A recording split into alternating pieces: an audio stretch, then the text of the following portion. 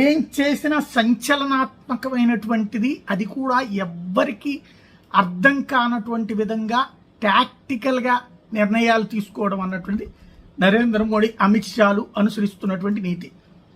ఈవేళటి కాలంలో ప్రతి సెకను అట్లా అన్ని అంశాలు లీక్ అయ్యేటటువంటి, లేదంటే ఊహాజనిత వార్తలు వేసే రోజుల్లో మీడియాకి అందకుండా print media, electronic media, digital media ఎవ్వరికి అర్థం కాని రీతిలో వ్యూహాత్మక నిర్ణయాలు తీసుకోవడంలో సిద్ధహస్తులయ్యారు.